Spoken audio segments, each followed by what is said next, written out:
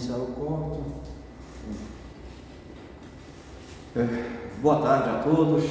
Hoje nós temos a satisfação e a grande honra de contar com a participação do Alexandre Zucatelli. Eu esclareço logo de antemão que essa entrevista ela é parte de um projeto para um livro, o livro intitulado provisoriamente Prosperidade na Amazônia, na qual nós pretendemos reunir uma série de experiências, de histórias de sucesso empresarial na Amazônia. O Alexandre Zucatelli é um empresário ainda jovem, né? Iniciou sua vida no grupo da família, o grupo Zucatelli, com sede em Marabá, no estado do Pará. É atualmente presidente do Conselho Diretor da Amazônia e exerce suas atividades empresariais neste momento residindo em Manaus. Mas eu passo agora a palavra para o Alexandre, para que ele próprio diga para nós quem é Alexandre Zucatelli. Alexandre, muito obrigado, uma honra tê-lo aqui. Por favor, Alexandre. Obrigado, Belisário. Boa tarde a todos. Eu me chamo Alexandre Avancini Zucatelli, sou de uma família de descendência italiana que migrou do Espírito Santo para o norte do país, na nossa região amazônica, precisamente no estado do Pará, na cidade de Marabá, na região sudeste, onde dali iniciou-se uma história, uma trajetória de sucesso, sempre apoiando o desenvolvimento social e econômico da nossa região. Alexandre, eu sei que você começou sua vida, você começou a trabalhar muito novo no grupo Zucatelli, foi com seu pai, né? Aos 16 anos. 16 anos, bacana. E aí eu queria que você contasse um pouquinho isso, como é que você, depois de trabalhar com seu pai no grupo, né, como é que você se tornou um empresário independente por sua própria, você se separou do grupo, você criou sua própria empresa, como é que você se tornou empresário? Conta pra gente. Os laços familiares são muito importantes, juntamente você podendo ingressar com muito respeito, disciplina nos negócios da família. E nós temos que saber os limites e o espaço que a gente tem para aprender a cada dia. Então, eu, ao longo de 17 anos, tive o privilégio de estar lado a lado com meus pais, com outros executivos do Grupo Zucatelli, exercendo algumas atividades onde, quando eu iniciei aos 16 anos, eu costumo falar que eu era entregador de papel em setores e setores. E assim eu fui tendo a oportunidade de passar por vários setores da empresa, no que tange administrativo, financeiro, comercial, para poder adquirir conhecimento para posterior conseguir ter a oportunidade dentro do grupo de assumir uma gerência, uma pasta de alguma empresa para poder controlar o negócio. Então, isso ocorreu comigo ao longo dos anos, de 17 anos, onde nós temos uma harmonia familiar muito grande. Atualmente eu estou residindo no estado do Amazonas, na capital Manaus, onde para mim está sendo uma oportunidade gigantesca, porque quem não conhece o que é Amazonas, o que é a cidade de Manaus, quando passa a conhecer e se relacionar com as pessoas, muda totalmente a forma de pensamento e a questão do privilégio de ter negócios em Manaus, networks que se cria com mentes muito capacitadas, inteligentes, que faz com que a gente cresça demais como ser humano e como empreendedor. Alexandre, você mencionou que começou a trabalhar com 16 anos, né? E seu pai e sua mãe, você disse, estavam à frente da empresa, né? Até hoje eles estão à frente no dia a dia, né? Perfeitamente. Então, eu imagino que no seu dia a dia de trabalho, você estava em constante contato com eles. Eu imagino que teu pai, então, nessa experiência, ele foi aos poucos te ensinando, né? Passando para ti a experiência dele também, foi assim. E se foi assim, né? Se foi um aprendizado com teus pais, teu pai e tua mãe, os dois, foram te preparando para a vida empresarial, quais foram os valores que eles te passaram que te conduzem hoje na tua vida empresarial? Como eu comentei, Bizarro, quando eu iniciei a trabalhar a partir dos 16 anos, eu passei por vários setores da organização da Zucatelli e posterior tive a oportunidade de assumir uma gerência numa determinada empresa. E assim, isso foi me trazendo experiências para eu poder ir subindo degraus. A vida ela é assim, a gente não consegue conquistar as coisas do dia para a noite. Tudo para a gente buscar uma relevância, uma notoriedade, a gente precisa entender que as coisas têm que ter uma certa longevidade de tempo para a gente alcançar conquistas. Então, posterior a isso, cheguei a assumir diretoria executiva, comercial das empresas da Zucatelli, em todos os ramos de atividade que se atua, onde teve comigo diretores trabalhando ao meu lado,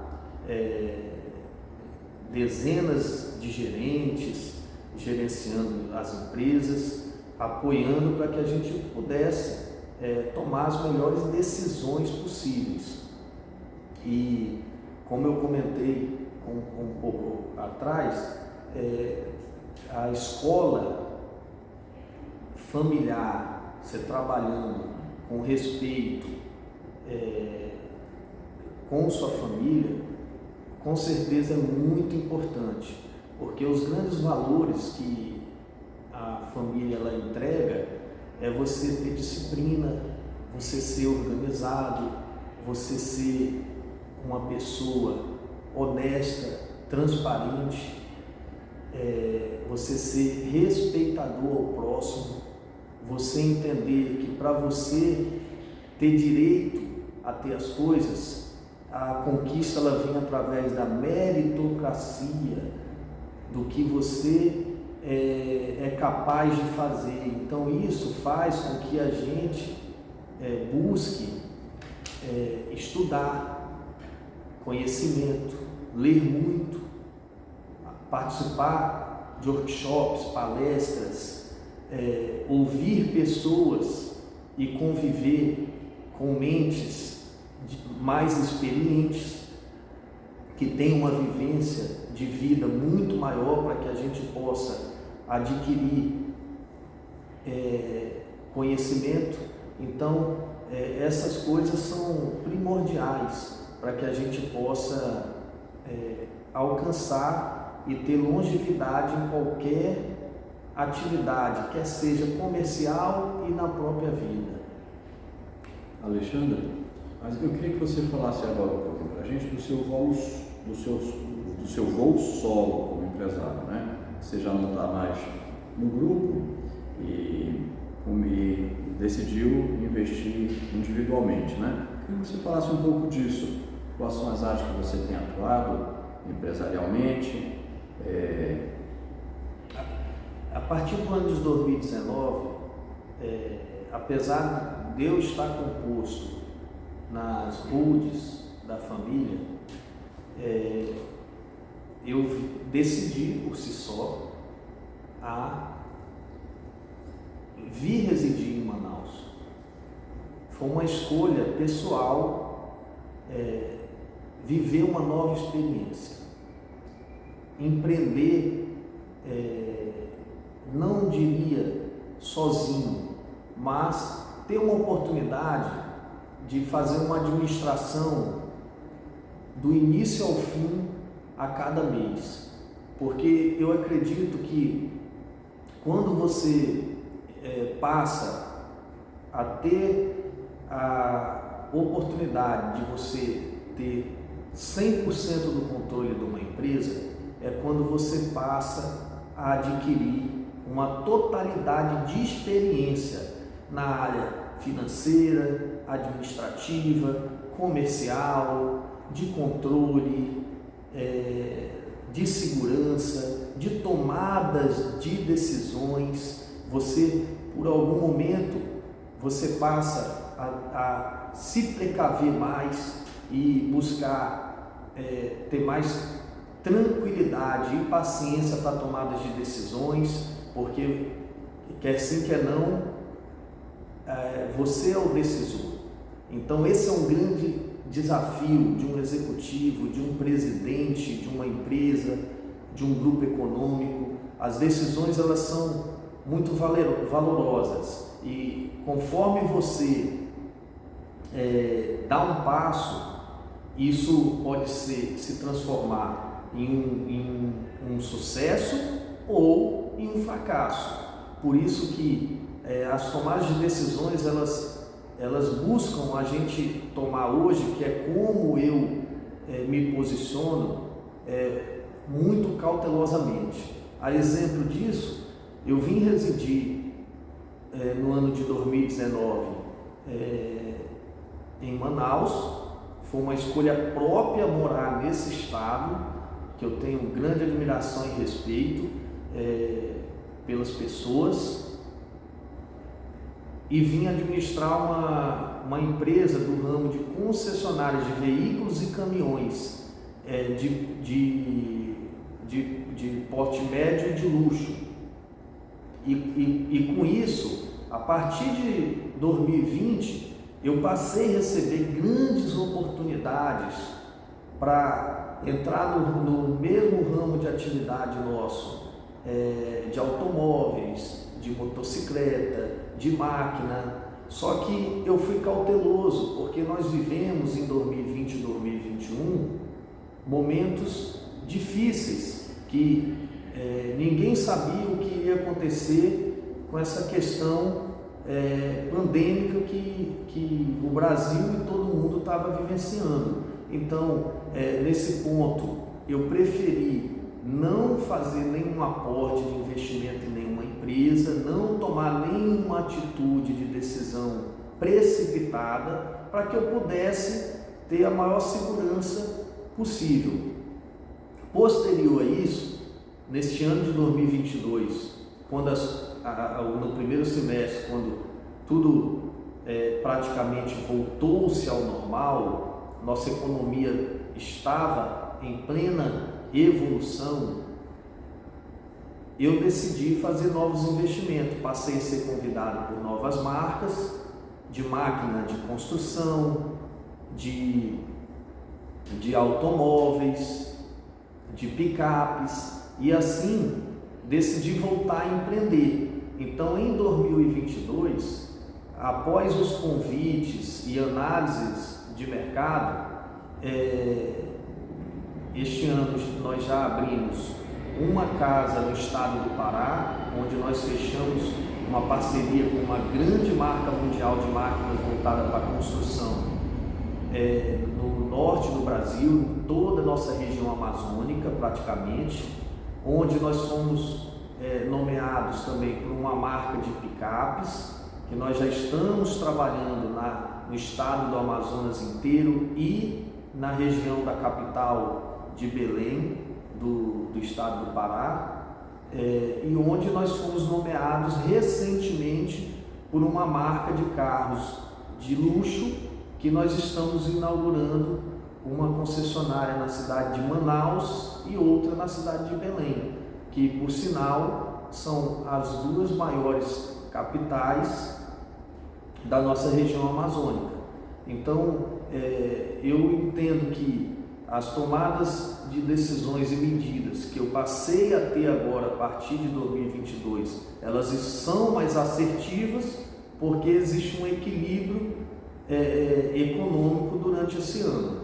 Mas, obviamente, a partir do ano de 2023, nós temos que estar observando os movimentos que vão acontecer na influência política, que pode trazer reflexos positivos ou negativos para a economia, para que a gente possa entender se nós devemos continuar criando empregos, empresas, ou se nós devemos, mais uma vez, como eu fiz no ano de 2020 e 2021, ter um pouco mais de precaução e administrar os negócios que já estão em atividade. Alexandre, você aí nessa sua fala, você mencionou dois grandes desafios, né? Um foi a pandemia, que realmente talvez tenha sido o maior desafio que as empresas tenham enfrentado, enfim, que a sociedade como todo tem enfrentado em décadas, pelo menos desde a Segunda Guerra Mundial, acho que foi a maior mesmo, o maior desafio. E o outro desafio que você falou foi a questão da interferência da política na economia, né? Mas eu queria te perguntar, você saiu do Pará, que é uma área do sul do Pará, né, onde a sua empresa, a empresa da família atua tradicionalmente, aquela área do sul, sudeste do Pará e áreas periféricas ali, uma área que você conhece muito bem, veio para um estado, para um outro estado, você não tinha conhecimento, nem pessoais, nem do mercado. Qual foram, além desses desafios que você falou, qual foram os outros desafios? Porque é uma mudança e tanto, né? Além de você sair da empresa da família, abrir seu negócio próprio, ainda mudou de cidade, um mercado, um ambiente novo, totalmente novo. Qual foram os desafios? Quando eu me afastei do Grupo Zucatelli, nós já atuávamos em 6 estados do Brasil, alguns do norte e outros do nordeste. E quais eram os estados? Pará, Tocantins, Maranhão, Piauí, Amapá e Amazonas. E quando eu vim residir em Manaus, eu tinha apenas 2 amigos que eu respeito muito, que antes de eu vir morar em Manaus, que eu vinha a trabalho a cada trimestre ou quadrimestre, já tive muitas oportunidades de estarmos juntos, e eu confesso que, devido a Manaus ser uma grande metrópole da região norte do Brasil, na realidade ela é a número 1 quando você fala em quantitativo de população, porque Belém, somando Grande Belém, os outros municípios, Ananindeua, Benevides, Marituba, que se alcança um quantitativo populacional semelhante ou um pouco superior a Manaus. Talvez nem alcance Manaus, mas foi para mim uma grande surpresa vir para Manaus, apesar de não saber estrategicamente como que eu iria conseguir me relacionar com os empresários, com as indústrias do distrito industrial, mas com o passar do tempo as oportunidades foram surgindo, e isso vem de educação da família. Então, quando eu saí de casa a primeira vez, eu tinha de 12 para 13 anos, que eu fui morar no interior de São Paulo.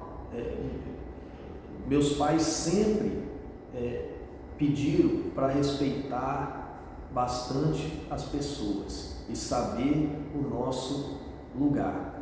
Então, eu sempre tenho levado isso para a minha vida. Você, com respeito às pessoas, você consegue, acredito eu, conquistar novos caminhos, com humildade, e é isso que eu tenho buscado fazer todos os anos na minha vida, saber que tudo tem o seu tempo, que se a gente ainda não conquistou algo, pode sim chegar a ter, mas se não conseguir, não ter de forma alguma decepção, e a gente tem que buscar viver um dia após o outro, porque o que é para ser nosso, de cada um, vai ser, as conquistas vêm, as oportunidades vêm para todos nós.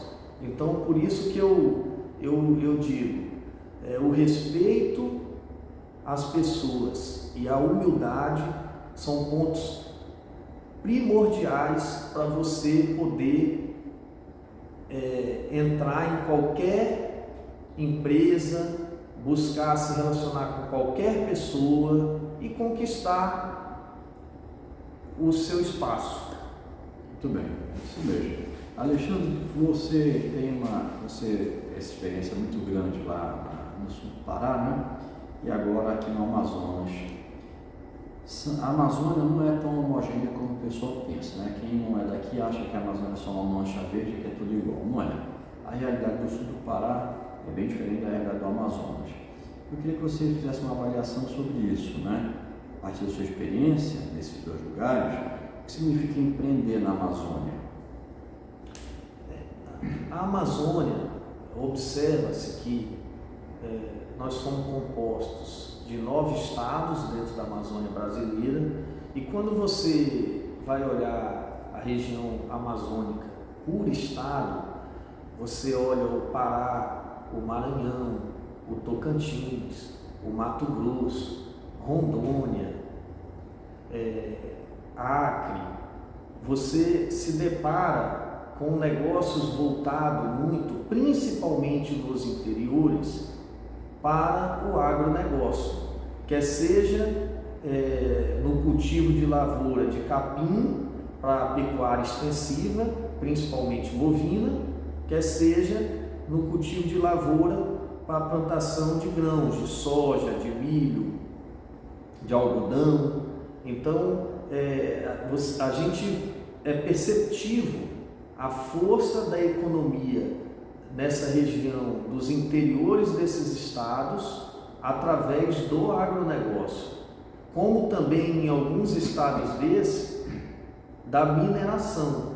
A exemplo, o estado do Pará, que tem uma grande mineradora no interior do estado do Pará, na região sudeste e sul, que fortalece muito a economia. Já quando você olha para o estado do Amazonas, é perceptível a dificuldade em você criar qualquer desenvolvimento no ramo de agronegócio, porque realmente nós temos uma cobertura entre floresta e rios de mais de 90% no território do estado, e isso foi uma coisa que foi acabando se tradicionalizando, porque há mais de 5 décadas foi se criado a Zona Franca de Manaus, que é onde hoje detém o polo industrial de Manaus, com milhares de indústrias que fazem com que o estado do Amazonas ele tem um fortalecimento econômico muito grande. Então, eu acredito que as questões, quando você vai olhar para a economia na parte social, ambiental e econômica, a gente precisa ter um equilíbrio, porque se não, a gente não conseguir juntos ter o direito de onde muitos sulistas na década de 60, 70, 80 acreditaram na região norte do Brasil, onde está a nossa Amazônia brasileira, vieram investir aqui onde não se tinha condições sustentáveis de infraestrutura, de negócios, mas que obviamente foi vislumbrado por essas lideranças a possibilidade, a oportunidade de se empreender, se investir e assim se transformou a nossa Amazônia, de grandes líderes que acreditaram e fizeram com que a nossa região amazônica crescesse. Só que, obviamente, a gente tem que entender que para a gente continuar avançando, nós precisamos ter um ambiente de negócio melhor. E com isso, nós sabemos que a infraestrutura é fundamental. A ligação dos territórios dos estados por estrada, pavimentadas, para que a gente tenha uma customização dos produtos mais barato, chegando em cada cidade. A gente... Desculpa te interromper, mas você ainda falou que quando nos anos 70 o pessoal chegou aqui, o pessoal do Sul e tudo, que não tinha infraestrutura. Mas na verdade até hoje continuamos sem infraestrutura, né? Uma deficiência absurda. Depende do estado, mas quanto mais a parte mais norte da Amazônia e mais ocidental, ela continua quase sem infraestrutura e muito isolada. Eu queria que você, quando você começou a falar disso, queria que você concentrasse seu comentário em como essa precariedade ou até inexistência da infraestrutura afeta os seus negócios especificamente, né? E quais são os projetos de infraestrutura que você acha que deveriam ter prioridade para serem desenvolvidos com mais urgência? Na realidade, quando a gente fala de infraestrutura, nós estamos fazendo uma ligação direta com a sociedade, com o ser humano, com as pessoas. A região amazônica hoje detém cerca de, talvez um pouco mais de 25 milhões de habitantes. Provavelmente mais. E as pessoas precisam primeiro ter o direito de se deslocar, quer seja de carro por estrada, quer seja aéreo de avião, quer seja em navegação pelos rios, mas que a gente tenha a possibilidade de ter todos os modais logísticos possíveis em todos os estados da região amazônica, para que a gente possa conseguir ter um equilíbrio maior de competitividade. Quando você não tem logística, acessibilidade maior, todo custo de produto ele é mais caro, porque o empresário ele precisa fazer mais aportes de investimento. O custo logístico para você trazer produtos para a região amazônica, ele pode ser considerado cerca de 2 a 3 vezes maior que um custo logístico de uma região do sul e sudeste do nosso país, ou até centro-oeste. Por quê? Esses estados de centro-oeste, sul e sudeste, ele tem totalmente ligações, vias rodovias. A malha viária de aviação, ela é muito maior do que na nossa região da Amazônia. E isso propicia e facilita com que os custos de todos os produtos e a agilidade de chegar a qualquer mercadoria em qualquer estado dessa região sul, sudeste, centro-oeste seja muito acessível. E isso ajuda o empresário a empreender mais. Quando nós não temos logística, ou mais dificuldade logística, com mais tempo, como se hoje no próprio estado nosso, do Amazonas e Roraima, nós podemos citar que qualquer mercadoria para chegar em nossos estados, ele demora aí em torno de 15 a 20 dias pelo menos, devido à questão do transporte rodoviário e do transporte fluvial por navegações de balsas nos rios, faz com que o empresário ele tenha que ter mais investimento em um só negócio, e isso gera um custo financeiro maior, gera um custo de produto final para as pessoas muito maior, por um custo de vida, do que uma pessoa na região sul-sudeste venha ter. Então, se a gente conquista através de estrada, infraestrutura, ter mais facilidades, tenho certeza que a motivação dos empresários de investir vai ser maior, o produto, o custo final na prateleira de todos os tipos de comércio vai ser muito menor e vai fazer com que o ambiente de negócios melhore, os empresários investam mais, a sociedade tenha mais poder de compra, a renda per capita assim, ela cresce e faz com que a gente consiga ter uma vida mais saudável em cada lar, em cada família, ter a possibilidade de uma igualdade maior de adquirir o que cada família tem de desejo e sonha. Alexandre, uma curiosidade, não sei se você sabe responder. O preço dos veículos que vocês são concessionários, né? Eles são tabelados nacionalmente, não é isso? Perfeito. Ou muda? Perfeitamente, são tabelados. Então, minha pergunta tu saberias dizer se o concessionário da mesma marca em São Paulo e aqui em Manaus, o daqui de Manaus tem uma margem de lucro menor em razão desses custos? Ou não?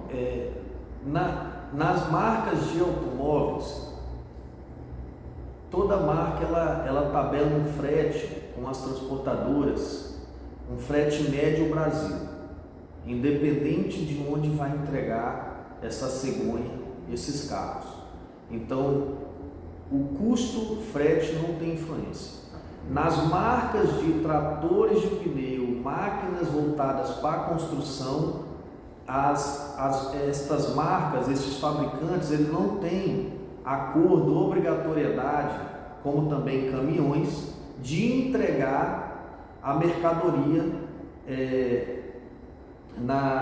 no concessionário. Então, isso influencia sim essa questão do custo logístico para esses setores de máquina de tratores de pneu, implementos rodoviários ou agrícola, máquinas de construção e caminhão. Sofre uma influência sobre a questão logística na nossa região. E aí o pessoal aqui acaba tendo uma margem menor, é isso? Obviamente.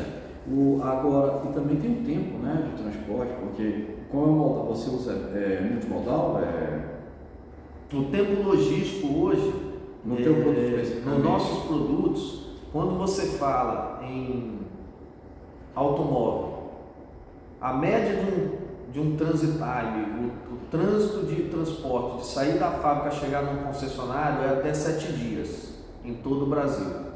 Aqui na nossa região amazônica, principalmente quando você vai falar de Amazonas e falar de Roraima, você pode considerar 15 dias. E se a BR-319 tivesse trafegável, se reduzir para Se a BR-319 tivesse trafegável, ia entrar na média Brasil no máximo 7 dias. É inacreditável isso, realmente, inacreditável.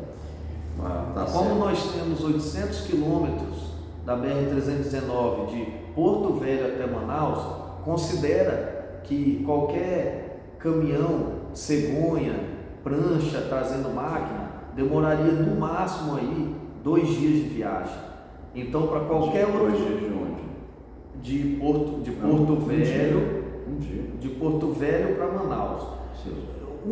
2 dias no máximo. Pode ser um dia ou pode ser 2 dias, por causa do nascer do sol, pôr do sol que os caminhões podem rodar. Então, e mais aí, no máximo 4 a 5 dias de sair do destino da fábrica até chegar em Porto Velho. Então, na realidade, nós teríamos aí entre 5 a 7 dias para chegar a qualquer máquina, caminhão, automóvel em Manaus. Isso é uma covardia que se faz contra a sociedade amazônica, sem dúvida, eu concordo contigo. Alexandre, você comentou que muita gente do resto do Brasil, especialmente o pessoal do Sul, veio para cá nos anos 70 e prosperou, e era um ambiente diferente, porque, por exemplo, o INCRA incentivava o uso produtivo da terra, né? Ou seja, para ter a posse da terra, o INCRA exigia que você fizesse uso econômico de 50% daquela terra. Você não podia ficar com a terra sem fazer uso econômico. Tinha que tornar a terra produtiva. Essa era a condição para você ter a posse da terra. A situação inverteu-se totalmente. Hoje, mesmo você tendo a posse legal da terra, você só pode explorar 20% dessa terra na Amazônia, né? O resto, 80%, tem que ser reserva florestal. Então, eu vejo que houve, do meu ponto de vista, um crescente dos anos 70 para cá, nessas 4, 5 décadas, um gradual engessamento produtivo da região. E que me parece que neste momento que a gente está vivendo, a gente está indo para uma transição ainda de mais engessamento. E me parece que isso é resultado da ideologia ambiental. Porque se você concorda que a sua avaliação de como a ideologia ambiental impacta positivo ou negativamente na economia regional e nos negócios, nos seus negócios especialmente, tem algum exemplo? Quando minha família ela migrou do Espírito Santo, meus avós, junto com meus pais e meus tios, para a cidade de Marabá, no Pará, eles vieram com esse propósito do que o governo federal, através do Instituto do INCRA de Terras, estava oferecendo. O objetivo era desenvolver a Amazônia e existia um slogan que meu avô e meu pai me contaram, que era integrar para não integrar a Amazônia. Então, com esse propósito, houve essa migração, não só da família Zucatelli e Avancini, mas de outras famílias também.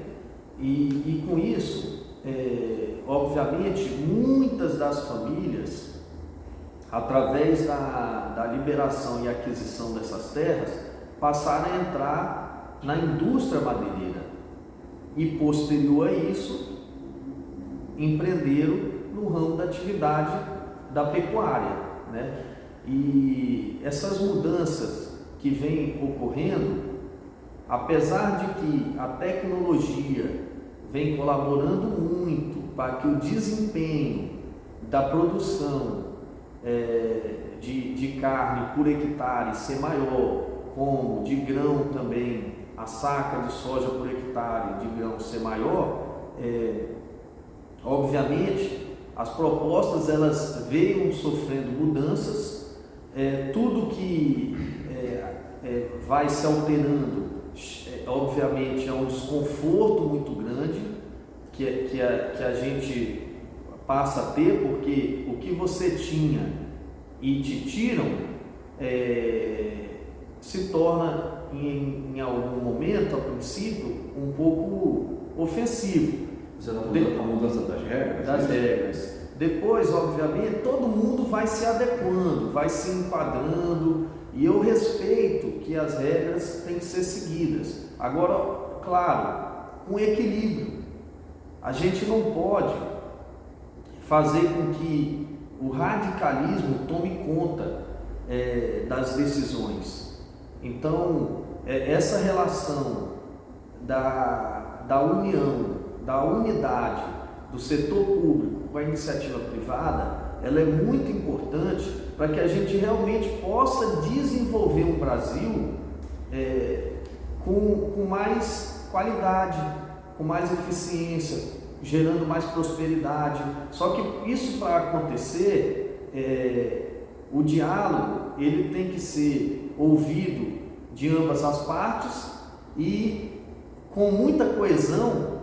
O que for mais correto tem que ser respeitado, porque nós temos que defender a nossa pátria, nós temos que defender o nosso povo brasileiro. E para a gente conseguir fazer com que essas defesas se façam valer, nós precisamos ter a oportunidade, o direito, a dignidade de poder trabalhar na terra que foi conquistada, trabalhar na região com os negócios que foram empreendidos. Então, para que a gente possa ter uma evolução de crescimento, obviamente, ter uma liberdade maior, uma flexibilização com limites, que tudo ilimitado não é bom na vida, mas a gente tendo liberdade para empreender, isso incentiva o empresário a querer produzir, a querer trabalhar. Sem dúvida, essa palavra é a palavra-chave. Do meu ponto de vista, o que a Amazônia mais precisa não é projeto, não é programa de desenvolvimento, nada disso. O que a Amazônia precisa, como qualquer outra sociedade, para prosperar, é isso, liberdade. E já que você tocou nesse assunto, eu queria te perguntar isso. Como você avalia a importância de medidas liberalizantes, né, na economia, para os seus negócios e para o desenvolvimento econômico da região? Eu entendo que nós temos tido muitas regras nas questões ambiental e eu respeito, não quero que ninguém fuja do que está já colocado como lei, só que, como eu citei há pouco, a flexibilização ela é muito importante. Quando a gente vai falar da área mineral, que é muito importante para a nossa região amazônica, nós temos muitas riquezas minerais em todos os estados da Amazônia, em vários lugares do Brasil. Nós precisamos fazer com que essas riquezas, elas, através de empresas que tenham estrutura e porte para poder empreender, para poder minerar em certas regiões da nossa Amazônia, que sejam liberadas, porque muitas das vezes acontece a ilegalidade por falta da aprovação dos projetos. Não é má vontade do empreendedor, do empresário. Às vezes é um pouco de excesso de burocracias e demora que faz certas pessoas se adiantarem e tomarem decisões de investir, mesmo que não tenha uma liberação parcial ou total para se empreender em mineração. Quando você vai se tratar na questão do agronegócio, atualmente nós estamos já com praticamente ou até superior a 1/4 do PIB do Brasil, ele vem do agronegócio. Então está claro que nós chegamos a uma população mundial de 8 bilhões de pessoas, e isso faz com que a gente tenha uma responsabilidade muito maior de produzir um alimento de qualidade saudável, tecnificar o máximo possível, só que ter liberdade para se produzir, respeitando as regras ambientais, só que fazendo com que, na minha opinião, não tenha excessos dessas regras. Porque se a gente não consegue ter a liberdade de, com agilidade, os projetos serem liberados, as licenças para se trabalhar, para empreender serem liberadas. Às vezes o próprio empreendedor, ele se vê na obrigação de tanto investimento que já fez, dar continuidade naquele investimento, mesmo que estiver aguardando uma certa aprovação de um documento, de uma licença. Isso, obviamente, não está correto, só que também os próprios órgãos competentes, eles têm que entender que nós precisamos do apoio deles, para que licenças sejam liberadas com o máximo de agilidade possível, e todos os projetos que sejam para desenvolver economicamente a região amazônica sejam aprovados, porque isso é um ganho social muito grande para a nossa região. Você vem de uma região, né? Você nasceu e cresceu lá naquela região, que é uma região que produz, acho que 60%, 70% do PIB do estado do Pará, em torno disso, eu acho, né? De mineração. Perfeito. Não é? Perfeito. Então, você conhece a realidade de lá. Eu acho que eu queria que você falasse um pouquinho disso, que as pessoas pensam que a mineração é extremamente danosa ao meio ambiente, e lá o sul do Pará é um exemplo do contrário, né? De como a mineração ajuda a conservar o meio ambiente, não só o ambiente, mas a sociedade, porque são cidades muito prósperas, que as pessoas vivem muito bem. Queria que você falasse os exemplos de lá, daquelas cidades que tem lá, e também a questão, aqui no Amazonas nós temos um grande projeto, inclusive de uma empresa associada da Panamazônia, a Potássio do Brasil, que é estratégico. Agora, por exemplo, com a guerra da Ucrânia, o Brasil, o agro, que você falou tanto da importância do agro, correu o risco de ficar sem fertilizante.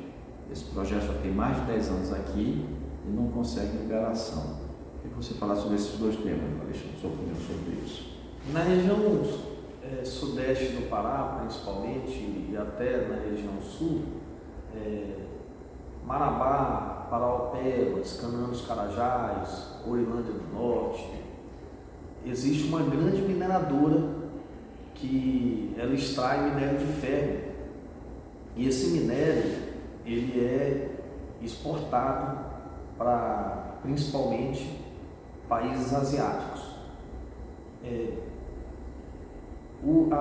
Essas cidades elas passaram a se desenvolver propriamente por conta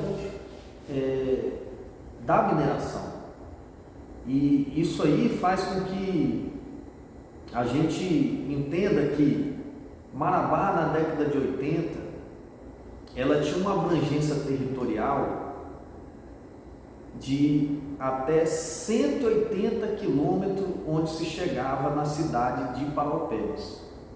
Paraopebas era um distrito de Marabá, como a Serra Pelada, que é um município hoje chamado Curionópolis, ele era distrito de Marabá. Foi por isso que na década de 80, na cidade de Marabá foi criado um aeroporto, um grande aeroporto, que foi para extração e chegada e saída de pessoas, levar minério para fora. Então, a região ali do sul e sudeste do Pará se autodesenvolveu com a mineração. As pessoas, na realidade, se desenvolveram muitos comércios, muitos negócios por conta da mineração. Então, isso ajuda muito. Onde também eu acredito muito que é importante que exista uma divisão de royalties, não somente para a cidade que está sendo retirada, ou do território, né, do minério, seja também para toda a região circunvizinha, cidades que tenham influência. Isso para ajudar na administração desses municípios, né? Eu acredito muito numa proposta como essa. Qual foi outra pergunta? Potássio. E no Amazonas, nós temos na região de Autazes, no interior do estado, a questão da geração do potássio, que é um fertilizante super importante para poder oxigenar a terra.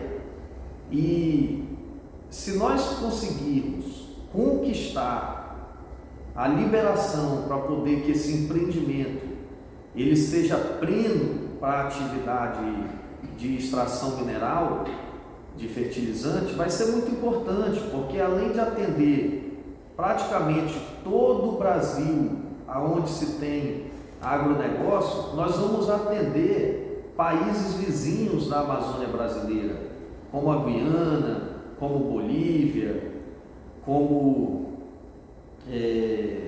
Colômbia, né? Porque são regiões também que têm o desenvolvimento voltado para o agronegócio. Então, a importância da gente conseguir criar outras modalidades da economia, quer seja mineral ou de outro setor, é muito importante para que haja desenvolvimento social e econômico no nosso estado. Sem dúvida. Alexandre, do meu ponto de vista, a Amazônia é uma terra de promissão, né? Porque todas as pessoas que vieram para cá acabaram prosperando. Todo mundo veio para cá, veio pobre e veio atrás da riqueza e conseguiu prosperar aqui. Essa é a história da Amazônia desde o começo da ocupação, desde o século XIX, né?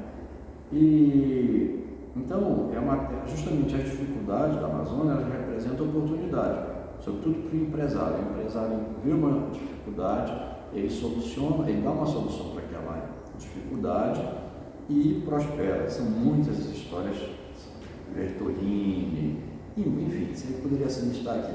Todo mundo vem para cá e encontra uma dificuldade nessa dificuldade. Ao solucionar essa dificuldade para a sociedade, né, ele oferece um serviço, um produto e assim ele prospera. Então, uma terra realmente, além das riquezas naturais que a região tem, que infelizmente não têm sido exploradas como deveriam por causa desse engessamento normativo, né, que a gente vive. Mas eu queria que você falasse se você concorda com isso, né? E já vamos chegando ao final, que você terminasse com um convite para quem quiser vir para a Amazônia, né? Quem deve vir para a Amazônia, como deve atuar, como deve agir, quem vem para a Amazônia, como deve vir para cá para investir e prosperar aqui. É isso. É claro que quem veio para a Amazônia desbravar na década de 60, 70, 80, obviamente tiveram excessivos maiores desafios do que qualquer investimento hoje vindo a ser feito aqui na nossa região. O que eu entendo, na minha concepção, é que os investidores antigos que estão até hoje em nossa região com muita prosperidade, que ajudaram muito o desenvolvimento dos estados da região amazônica, eles souberam superar os desafios, foram resilientes, foram persistentes, conseguiram criar ideias, se moldar às dificuldades e romperam os desafios e assim prosperaram. Então, uma das qualificações para qualquer empresário ter sucesso é ser resiliente, que é muito importante. Então, hoje, qualquer um que venha a investir na região amazônica vai se beneficiar muito mais do que quem veio abrir a trincheira da estrada. Quem veio realmente quando não se tinha praticamente cidades, que nós vivemos uma realidade totalmente diferente. A minha própria geração é uma realidade diferente, porque nós já temos uma tecnologia muito avançada para a comunicação. Antigamente não se existia. Nós já temos, por mais que várias dificuldades ainda logísticas e de custos altos desses transportes, antigamente mal se tinha. Eu ouço história do meu avô de 91 anos que me conta que quando ele foi conhecer o Pará, ele demorava 3 meses para voltar para casa. Era 1 mês para sair da cidade de Iconha, no Espírito Santo, para chegar até Marabá, no estado do Pará. E eles ficavam, obviamente, devido a esse tempo longevo de logística, ele ficava cerca de 30 dias se ambientalizando, conhecendo as coisas de Marabá, na região do Pará, e mais 1 mês para ele retornar para o Espírito Santo. Tudo pela dificuldade logística. Hoje não. Hoje você faz através de rodovias Espírito Santo ao Pará em cerca de 5 dias, 7 dias, 5 dias no máximo de carro, de caminhão. Então tudo isso mudou. As coisas avançaram, mas nós sabemos que esse avanço ele pode ter uma agilidade muito maior. Essa é a grande verdade. E é isso que nós defendemos e queremos. Então, todos que tiverem por interesse investir em qualquer estado da região amazônica, vai ter muitos benefícios, porque no próprio estado do Amazonas, quem vem empreender em indústria tem os benefícios que são colocados na Zona Franca de Manaus.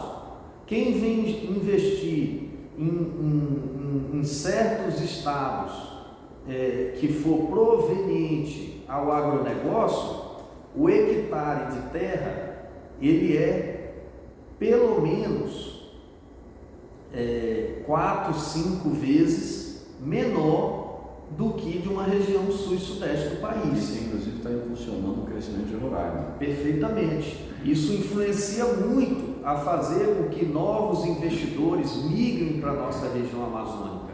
Então, tenha certeza, investir na Amazônia não é mais tão desafiador como já se foi. E tudo na vida a gente se adapta, a gente se acostuma e a gente passa a respeitar. Mas claro que, como eu comentei há pouco, essa relação do setor público com a iniciativa privada é muito importante para que esses avanços de desenvolvimento, de crescimento, principalmente na questão de infraestrutura, para que haja motivação da classe empresarial em investir mais ainda, propicia que, se a gente tiver esse desenvolvimento de modais de transporte, vai fazer com que o crescimento da nossa região e a prosperidade aumente. Alexandre, excelente, muito obrigado. Obrigado, Pizarro. Muito obrigado.